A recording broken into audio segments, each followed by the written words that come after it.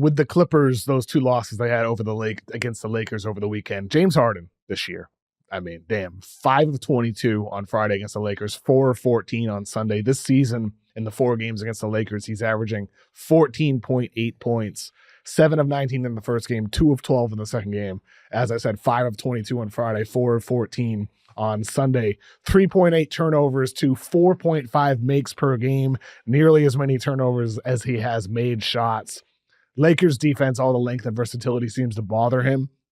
James Harden this season, as a whole, against lengthy, quick, higher-end defensive players, I know he's had a great year as a playmaker. I know he's been the reason why the Clippers are still a top 8 seed in the Western Conference, but damn, like it does go to show like the decline with him where he just can't create the same way he could before. At first, I thought it was going to bounce back a little bit because I was hesitant with the criticism with the accuracy because I just thought, hey, Kawhi's not there yet. When he gets there, it kind of alleviates the responsibility because I think both him and Norman were doing things in which they really and truly should not have been doing. Same with Zoo. But I lean more like the conversation with Kawhi because, I mean, 35-year-old James Harden, who put a lot of miles in his body over the years, of course, like even in the last 13, I'm looking at it right now, he's shooting 35% from the field and below 30% from behind the arc. Has not ticked up. Yeah, it hasn't ticked up. But I think a lot of that still has to do with the fact that Kawhi's production also hasn't got to the point where we needed to be. Last night against the Lakers, he had a much better outing. I think he kind of took advantage. He was good. But I've watched them occasionally, and Kawhi he's not moving the same. He looks very stiff still. He doesn't still look 100%, and he'll have games in which it's very Paul George-esque. And I think the idea was to sit him out and kind of prepare him for postseason play. We're about, a month and a half or 2 removed from the postseason beginning, and he still does not look that way. And I think that also kind of compounds with more responsibility that James has to endure during moments in which he probably shouldn't have to. He should probably be more settled into more of a playmaking role and allowing these other play finishers around him to kind of thrive, such as a Norman and a Zoo, and even at times Kawhi. But he's having to pick up more responsibility that I just don't think that he is really capable of handling throughout an entire season. That may be like a very optimistic lens of James Harden, but also like he's 35. So I don't really expect much out of Harden. I think they've exceeded and really maxed out who Harden has been this season. It just so happens to be a very inefficient version of who he has been. But again, he's 35, so I don't really, he's older. It's understandable that your efficiency declines. I mean, he was, one of the greatest foul magnets in the NBA, one of the greatest at-rim finishers, and that was such a pivotal part of his play, in part because he was an explosive finisher. He had one of the quickest first steps in the league, and then when you slow down, you just can't get to the basket the same way before. I think to your point, I mean, to tie this to LeBron taking, what was my stat, 12 catch and shoot threes per 36 minutes with Luka on the floor. Harden on the season, he's still ball dominant player. He takes only 1.6 catch and shoot threes per game to 6.9 pull up threes per game. And he's over 40% again. He's almost always over 40% on catch and shoot threes, basically every single season of his career. It's just, he's been such a dominant on ball presence. He doesn't, it doesn't make sense to have him off the ball. But I do think we're at a stage of his career where he would benefit from just doing more of that. And I know for a fact the Clippers coaching staff prior to this season, mostly last season, has really encouraged him to be more willing to just jack threes off the catch when those opportunities present themselves. He just doesn't feel confident doing it despite the numbers, despite the success he has actually doing it.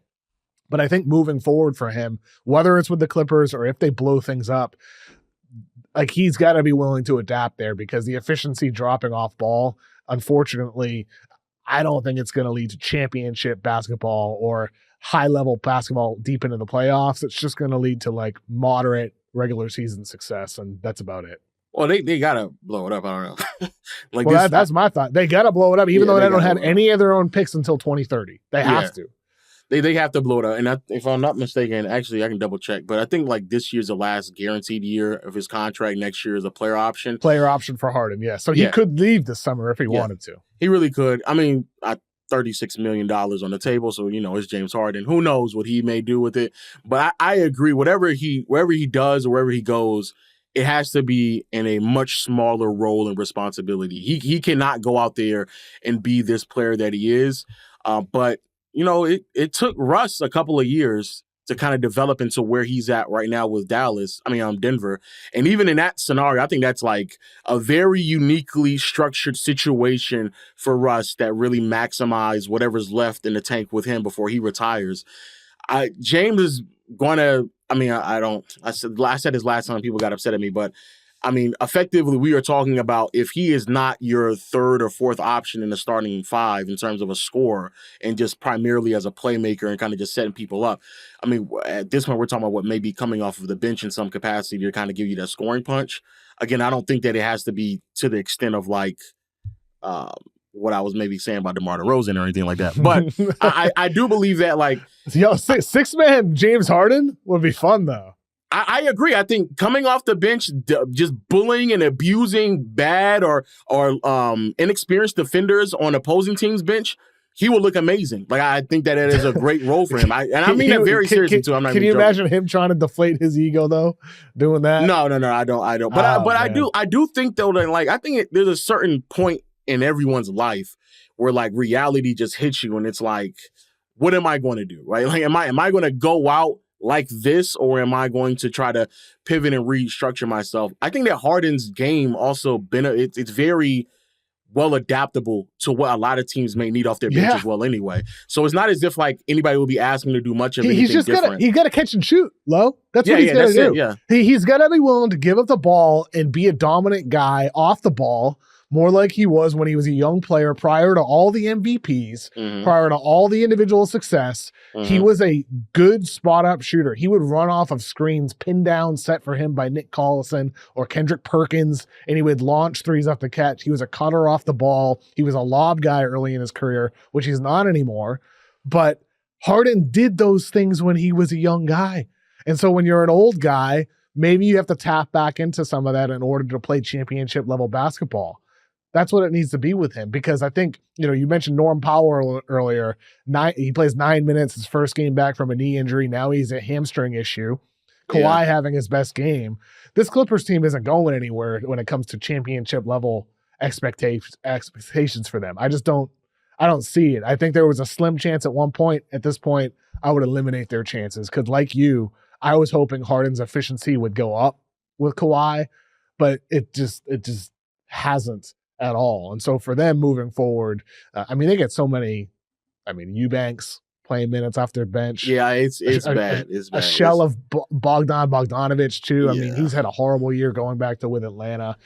Man, it's I do think though, I don't know if, I think he put himself in a situation to give himself an out if things didn't work out this season and, take your player option and kind of just figure out what's going on. However, I think the one thing I learned from the offseason was just the new CBA and how tricky it is for a lot of teams to kind of add talent like James Harden to their roster, in particular with the amount of money he's making. A lot of teams are just hesitant to commit to someone making 36 or even 20 million if he decides to take a pay cut somewhere else to go play for that team. And so even as I kind of casually look across the league, there's teams that would thrive with him starting or coming off their bench, but at what cost? Like, what is a price point in which you're willing to pay a James Harden to do those things at his age without really compromising a lot of what you already have financially and your flexibility, but also still adding a lot to what you may need offensively. And also, obviously, James putting himself in a situation where he can, win at a very, very high level. So it kind of just depends on what he wants to do, because I think that's probably the biggest hurdle that he would have to overcome is that if I really do want to win a championship, what type of pay cut that I would have to take. And I do think it will be a pretty steep one if they decide to go in that direction. But I think the Clippers, I don't really think it should be up to Harden. I think the Clippers should just look themselves in the mirror and be like, yeah, it's done.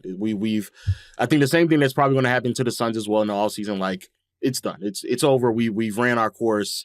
we need to just move in a different direction. We've already committed way too much draft capital to this experiment that has completely failed. So we just need to move somewhere else and try to get what we can in return and reassess what we need to do moving forward, because the longer they wait, the worse it's going to be. You're going to get even less in return, if any, if Harden comes back, and you're certainly going to get less in return for Kawhi, who's making $50+ million beyond this season. So it's going to be tough.